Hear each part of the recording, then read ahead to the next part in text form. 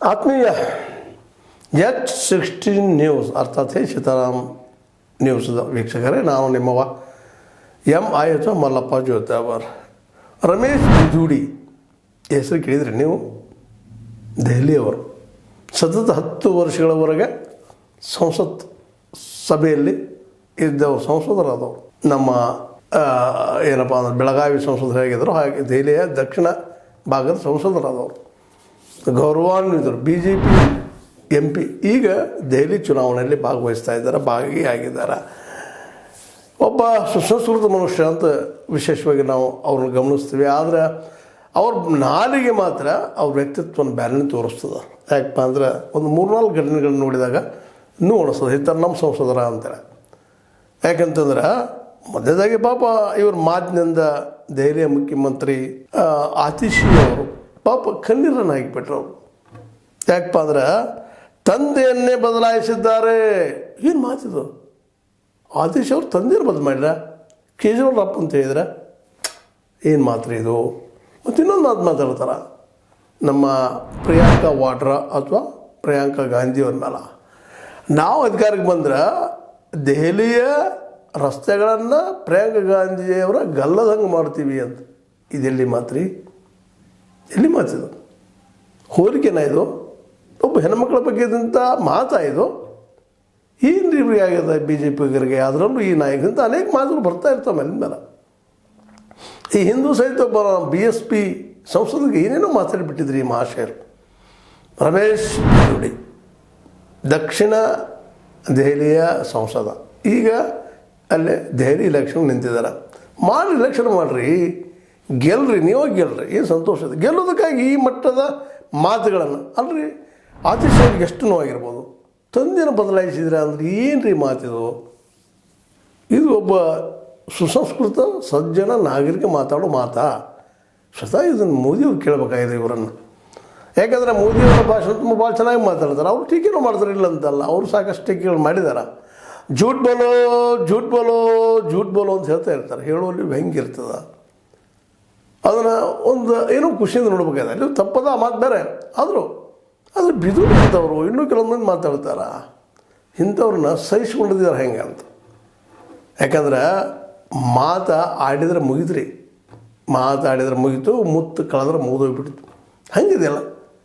ನಾಲಿಗೇನು ತೋರಿಸೋದಂದ್ರೆ ಅವ್ರ ಸಜ್ಜನಿಕೆಯನ್ನು ದುರ್ಜನಿಕೆ ಎರಡು ತೋರಿಸೋದು. ಮಾತು ಬಲ್ಲಾದಂಗೆ ಮಾತೊಂದು ಮಾನಿಕವು, ಮಾತು ತಾಣರಿಯದ ನಮಗೆ ಮಾನಿಕವು ತೂತು ಬಿದ್ದಂತೆ ಸರ್ವಜ್ಞ. ಎಂತ ಅದ್ಭುತ ಮಾತು ಹೇಳಿದ್ದಾರೆ ನೋಡ್ರಿ ಸರ್ವಜ್ಞ. ಇದು ತೂತು ಬಿದ್ದಂಗೆ ಅಂತ. ಇಬ್ಬರು ಗಣಿಮಾನ್ಯ, ಒಬ್ಬರು ಮುಖ್ಯಮಂತ್ರಿ ಆತಿಶಿ ಅವರು, ಇನ್ನೊಬ್ಬರು ವಿರೋಧ ಪಕ್ಷದ ನಾಯಕಿ ಇರ್ಬೋದು. ಅವ್ರಿಗೆಲ್ಲ ಸಾಫ್ ಇರ್ಬೋದು, ಏನೋ ಇರ್ಬೋದು. ಅದ್ರ ಬಗ್ಗೆ ಮಾತಾಡೋದು ಇವ್ರಿಗೆ ಏನು ಹಕ್ಕದ ರೀ? ಇವ್ರಿಗೇನಾದರೂ ಮಾತಾಡಿದ್ರೆ ಅದು ಎಷ್ಟು ದೊಡ್ಡ ಇಶ್ಯೂ ಮಾಡ್ತೀರಿ ನೀವು? ಅದ್ರ ತಪ್ಪಿ BJP ನಾಯಕರಿಗೆ, ಕಾಂಗ್ರೆಸ್ಸಿಗರು, ಆಮ್ ಆದ್ಮಿ ಅವರು, ಇನ್ನೂರು ಪಾರ್ಟಿ ಅವರು ಟೀಕಾ ಮಾಡಿದರೆ ಎಷ್ಟು ದೊಡ್ಡದು ಮಾಡ್ತಿದ್ರಿ ಅದನ್ನು? ಈ ಹಿಂದೆ ಎಷ್ಟು ಮಾಡಿಲ್ಲ? ಮೌತ್ ಕಿ ಸೌದಾಗರ್ ಅದು ಮೋದಿಯವರಿಗೆ ಸೋನಿಯಾ ಗಾಂಧಿ ಅವ್ರು ಕರೆದಾಗ ಎಷ್ಟು ಇಶ್ಯೂ ಮಾಡಿದ್ರಿ. ಎಲ್ಲ ಕಡೆ ಹೋಗಿ ನಮ್ಮ ಮೋದಿಜಿಯವರು ಹಾಡಿ ಹೇಳಿದ್ರು, ಹಿಂಗೆ ಅಂದ್ರೆ ನಮಗೆ ಹಿಂಗೆ ಅಂದ್ರೆ ಅಂತ ಓಟ್ ಪಡ್ಕೊಂಡ್ರು. ಈಗ ದೆಹಲಿಯಲ್ಲಿ ಆಗ್ತಾ ಇರೋದು ಅದು. ಅಳ್ತಾ ಇದ್ದಾರೆ ಆತಿಶಿಯವರು, ಜನ ನೋಡ್ತಾ ಇದ್ದಾರೆ. ದೆಹಲಿ ಏನಾದರೂ BJPಗೆ ಮತ್ತೆ ಸಿಗದೆ ಹೋದ್ರೆ ಅದಕ್ಕೆ ಬಿಜೂಡಿನ ಕಾರಣ, ಬಿಜೂಡಿ ಅಂತ ನಾಯಕರ ಕಾರಣ ಅನ್ನೋದನ್ನು ನಮ್ಮ ಮೋದಿಯವರು ತಿಳ್ಕೊಬೇಕಾಗ್ಯದ. ಈ ಹಿಂದೆ ಸಂವಿಧಾನ ಬಗ್ಗೆ ಅವಗಣನೆ ಮಾಡಿದ್ದು, ಸಂವಿಧಾನ ಬದಲಾಯಿಸ್ತೀವಿ, ಚಾರ್ಸಪಾರ್ ಅಂತ ಹೇಳಿದಂಥ ಮಾತುಗಳನ್ನ ನಿರ್ಲಕ್ಷ್ಯ ಮಾಡಿದ್ದು, ಮೌನ ವಹಿಸಿದ್ದು, ಇವತ್ತು ಎರಡು ಬೇರೆ ಬೇರೆ ಪಕ್ಷಗಳ ಆಧಾರದ ಮೇಲೆ ನಿಲ್ಲುವಂಥ ಪರಿಸ್ಥಿತಿ BJPಗೆ ಬಂದದ. ಇದನ್ನು ಗಮನದಲ್ಲಿ ಹೋಗಬೇಕಾಗಿದೆ. ಅದನ್ನು ಖಂಡಿಸಿ ಸಂವಿಧಾನ ಶ್ರೇಷ್ಠ ಬದಲಾಯಿಸೋದಿಲ್ಲ ಅಂತ ಆಗಿ ಹೇಳಿದ್ರೆ ಇನ್ನೂ ಹೆಚ್ಚಿನ ಸೀಟ್ಗಳು ಬರ್ತಾಯಿದ್ದು. 4 ಸುಪಾರಿ ಹಾಕಿರಿ, ಇನ್ನೂ ಹೆಚ್ಚಾಗಿ 5 ಸುಪಾರಿ ಹಾಕಿರ್ತೀವಿ ನಾವು.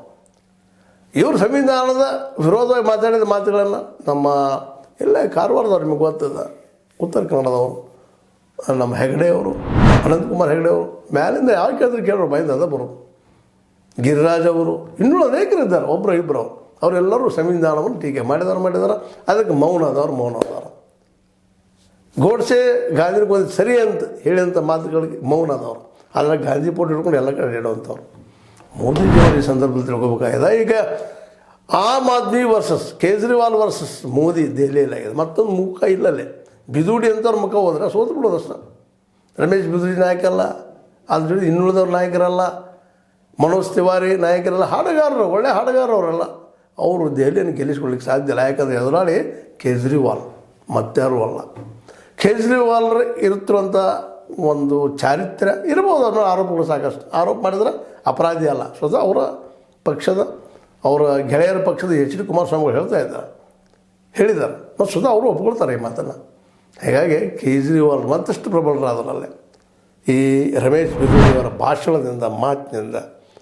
ಅದೇ ಕಾಲಕ್ಕೆ ಅವ್ರೇನು ತಿಳ್ಕೊಂಡಿರ್ಬೋದು, ಇಂಥ ಮಾತು ಅದೆಲ್ಲ ಜನ ನಮಗೆ ಓಟ್ ಹಾಕ್ಬೋದು, ಮತ್ತೇನು ಮಾಡ್ಬೋದು ಅಂತೇಳಿ. ಸಪೋಸ್ ಏನಾದರೂ ಮತ್ತು ಈ ಸಲ ನೋಡ್ರಿ, ಲೋಕಸಭಾ ಚುನಾವಣೆಯಲ್ಲಿ ನಿಮ್ಗೆ ಗೆಲ್ಲಿಸಿರ್ಬೋದು, 7 ಬಿ ಜೆ ಪಿಗೆ ತರಿಸಿಕೊಟ್ಟಿರ್ಬೋದು. ಕಾರಣ ಅಂದ್ರೆ ಅದು ಈ ದೇಶದ ಸೆಕ್ಯೂರಿಟಿ ದೃಷ್ಟಿಗಳು ನೀವು ಪ್ರಚಾರ ಮಾಡಿದ್ದರಿಂದಾಗಿ.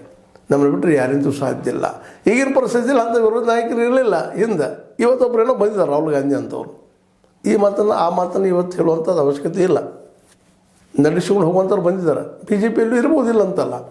ಅಂದ್ರೆ ತಾವು ಮಾತಾಡಿದ ನಾರಿಗೆ ಇವತ್ತು ಏನು ಬೇಕಾದರೂ ಆಗ್ಬೋದು. ಬಿದೂಡಿಯವರು ನಮ್ಮ ಆತೀಶ್ವರ ಮುಖ್ಯಮಂತ್ರಿ, ದೆಹಲಿ ಮುಖ್ಯಮಂತ್ರಿಗೆ ಮಾತಾಡಿದಂಥದ್ದು, ಜೊತೆಗೆ ವಿರೋಧ ಪಕ್ಷದ ನಾಯಕಿ ನಮ್ಮ ಪ್ರಿಯಾಂಕಾ ವಾಡ್ರಾ ಅವರಿಗೆ ಅಥವಾ ಗಾಂಧಿಯವ್ರಿಗೆ ಮಾತಾಡಿದ್ದು ಇವತ್ತು ದೊಡ್ಡ ಚರ್ಚಾ ವಿಷಯ ಉತ್ತರ ಭಾರತದಲ್ಲೇ.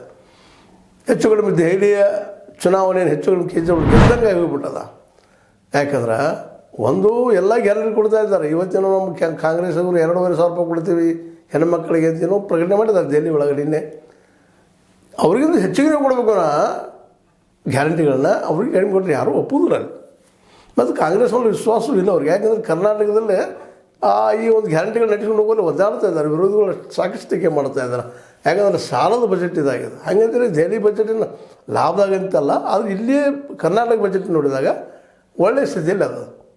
ಹೀಗಾಗಿ ಇವತ್ತು ಅನಿವಾರ್ಯವಾಗಿ ಎಲ್ಲರೂ ಗ್ಯಾರಂಟಿಗೆ ಬದ್ದಾಗುವಂಥ ಸ್ಥಿತಿ ನಿರ್ಮಾಣ ಆಗಿದೆ. ಅದಕ್ಕೆ ಕಾರಣೀಭೂತರು ಕೇಜ್ರಿವಾಲ್. ಹೀಗಾಗಿ ರಾಜ್ಯದ ಚುನಾವಣೆ ಬಂದಾಗ ಅದರಲ್ಲೂ ಮುಖ್ಯವಾಗಿ ಕೇಜ್ರಿವಾಲ್ ಇನ್ನಷ್ಟು ಗಟ್ಟಿ ಆಗ್ತಾರೆ, ಇನ್ನಷ್ಟು ಮೇಲಕ್ಕೆ ಹೋಗ್ತಾರೆ.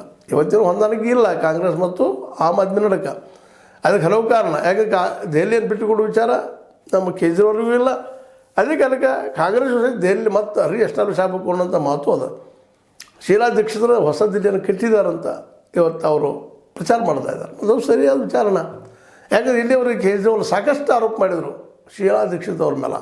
ಅವ್ಯಾವು ಇವತ್ತಿಗೂ ಪ್ರೂವ್ ಆಗಿಲ್ಲ. ತಮ್ಮ 2 ಅವಧಿ, ಇದು 3ನೇ ಅವಧಿ ಮುಖ್ಯಮಂತ್ರಿ ಆದರೂ ಒಂದು ಶೀಲಾ ದೀಕ್ಷಿತರ ವಿರುದ್ಧ ಮಾಡಿದ ಆರೋಪಗಳು ಇವತ್ತಿಗೂ ಸಿದ್ಧಾಗಿಲ್ಲ. ಹೀಗಾಗಿ ಮೊದಲಿನ ವಿಶ್ವಾಸ ಕೇಜ್ರಿವಾಲ್ ಮೇಲೆ ಕಡಿಮೆ ಆಗಿದೆ. ಆದರೆ ಇಂಥ ಸಂದರ್ಭದಲ್ಲಿ ಗೆಲ್ಲೋದಕ್ಕಾಗಿ ತಾವು ಏನು ಸಾಧನೆ ಮಾಡಿದ್ದೀವಿ. ದಕ್ಷಿಣ ದೆಹಲಿಯ ಇವರು ಸಂಸದರು, ತಾವು ಆ ಸಂಸತ್ತಲ್ಲಿ ಏನು, ಆ ಏರಿಯಾದಲ್ಲಿ ಏನು ಇವ್ರು ಕೆಲಸ ಮಾಡ್ಯಾರ ಅದನ್ನು ಹೇಳಬೇಕಾಗಿತ್ತು, ಸಾಧನೆಗಳನ್ನು ಹೇಳಬೇಕಾಗಿತ್ತು. ಅದು ಬಿಟ್ಟು ಆತೀಶ್ ಅವ್ರು ನಿಮ್ಮ ಅಪ್ಪ ಬದಮಾಯಿಸ್ಕೊಂಡ್ರೆ ಅಂತ ಕೇಳುವಂಥ ಮಾತು ಯಾರಿಗೆ ನೋವು ಆಗೋದಿಲ್ಲ ರೀ. ಈಗೊಬ್ಬ ಹೆಣ್ಣು ಮಗಳಿಗೆ ಈ ಮಾತಾಡಿದಾಗ ಇಂಡೈರೆಕ್ಟ್ ಎಲ್ಲಿ ಹೋಗ್ತದೆ ಅರ್ಥ ಅವರು. ಅದ್ರ ಜೊತೆಗೆ ಪಾಪ ಈ ವಾಡ್ರಾ ಗಾಂಧಿ ಅವ್ರಿಗೆ ಅಥವಾ ಪ್ರಿಯಾಂಕಾ ಗಾಂಧಿ ಅವ್ರಿಗೆ ರೋಡ್ ಗತಿ ಮಾಡ್ತೀವಿ ನಾವು. ಅವ್ರ ಗಲ್ಲಗಳ ರೀತಿಯಲ್ಲಿ ರೋಡ್ಗಳನ್ನು ಮಾಡ್ತೀವಿ ಅನ್ನೋಂಥ ಮಾತು ಇವತ್ತು ದೊಡ್ಡ ಟೀಕಾ ಅಸ್ತ್ರ ಆಗ್ಯದ. ಇವೆಲ್ಲ ಮತ್ತು ಕರ್ನಾಟಕದಲ್ಲಿ ನೀವು ನೋಡಿದಿರಿ, ನಮ್ಮ ಸಿಟಿ ರವಿ ಅವರು ಲಕ್ಷ್ಮೀಬಾಯಿ ಹೆಬ್ಬಾಳ್ಕರ್ ಅವ್ರಿಗೆ ಏನು ಮಾತಾಡಿದರು, ಯಾವ ಪದ ಬಳಸಿದರು, ಇವೇನಿದು ಬಿ ಜೆ ಪಿ ಭಾಳ ದೊಡ್ಡ ಸಂಸ್ಕೃತಿ ಅಂತ ಹೇಳ್ತಾ ಇದ್ದಾರೆ. ಇವೆಲ್ಲ ಮಾತಾಡುವಂಥವು ಅಪೂರ್ವವಾಗಲಿ ನಂತರ ಬಟ್ ಮಾತಾಡಿದ್ದೀನಿ ಸುಳ್ಳಲ್ಲ ಅನ್ನೋದು ಈಗಾಗಲೇ ಖಚಿತ ಆಗ್ತಾ ಇದೆ. ಏನೂ ಇರಲಿ, ಬಿದೋಡಿ ಅವ್ರು ಮಾತಾಡಿದ್ದು ದೆಹಲಿಯ ಬಿ ಜೆ ಪಿಗೆ ಹೊಡೆತ ಕೊಡ್ತದನ ಇನ್ನು ರಿಸಲ್ಟ್ ಬಂದಾಗ ಗೊತ್ತಾಗುವಂಥದ್ದು. ಆದರೆ ಆ ಮಾತುಗಳು ಮಾತ್ರ ಒಬ್ಬ ಸಜ್ಜನ ಮಾತಾಡೋ ಅಲ್ಲ ಅನ್ನೋದು ಅಷ್ಟ ಸ್ಪಷ್ಟ ಅಂತ ಹೇಳ್ತಾ, ಇದು ನಿಮಗೆ ಲೈಕ್ ಆಗಿರ್ಬೋದು. ಲೈಕ್ ಮಾಡಿ, ಶೇರ್ ಮಾಡಿ, ಕಾಮೆಂಟ್ ಮಾಡಿ, ಜೊತೆಗೆ ಸಬ್ಸ್ಕ್ರೈಬ್ ಆಗೋದನ್ನು ನಿಲ್ಲಿಸ್ಲಿಕ್ಕೆ ಹೋಗಬೇಡ್ರಿ. H16 ಅರ್ಥಾತ್ ಸೀತಾರಾಮ್ ಸತ್ಯದ ಕೈಗನ್ನಡಿ ವಂದನೆಗಳು.